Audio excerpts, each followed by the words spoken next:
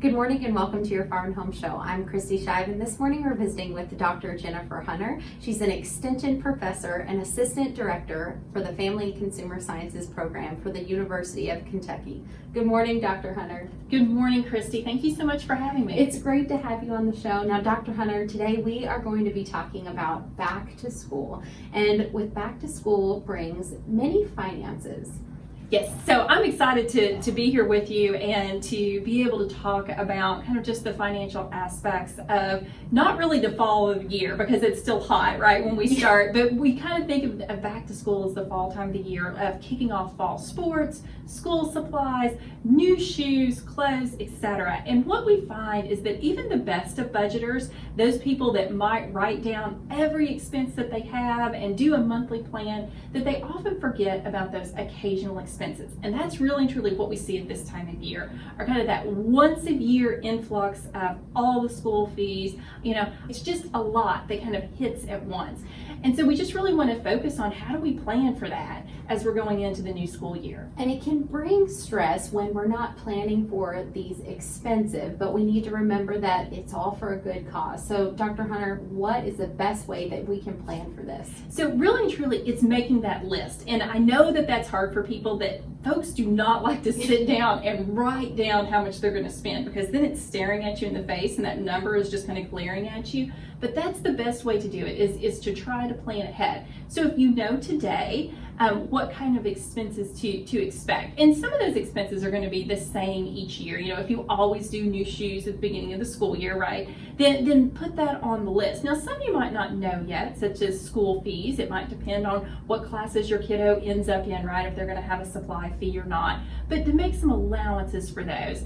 And then look at the income that you have coming in the next couple weeks and see if there's a way to shave kind of some extra dollars to go into those back to school fees. Now, I also want to mention about the advance on the child tax credits. So those kind of started hitting bank accounts in mid-July, and that there'll be 39 million households out there that are eligible for some portion of the child tax credit. That is an advance on your 2021 credit. So over the next 6 months, folks will receive monthly installments that could be up to $300.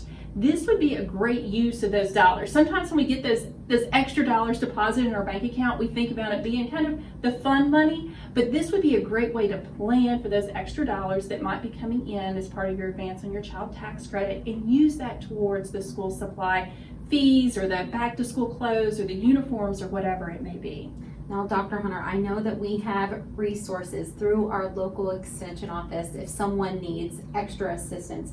What do we have to offer? So we have a wonderful program called MoneyWise that is supported by Dr. Nicole Huff, and she provides a series of resources on her website about financial budgeting and managing and being able to put your financial plan in place.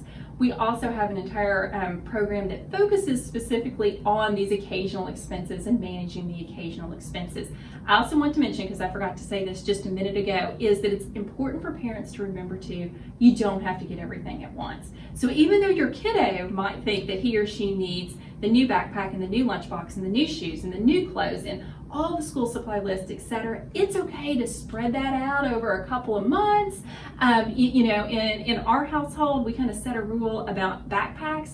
You get a new one every 3 years. And if you feel like you need a new one before 3 years, then that's something you need to save for yourself. So you don't have to do it all at once. And I think it's a great way to prioritize our needs versus wants, which is a really good lesson that we can teach our families. Yes, and it's having those conversations. So when we talk about teaching our families, it's helping our kids understand too about how we budget our dollars. And this is a great time to kind of share those financial lessons with them, that if you are doing that back to school shopping, let them know how much you have available to spend, and so that they can then determine when they're maybe looking at a pair of jeans or a pair of shoes. Shoes were always an issue in our household, that, you know, we might be looking at $100 pair of shoes, and I would say, well, that's going to be most of your budget, and then all of a sudden maybe a $30 pair of shoes became much more attractive.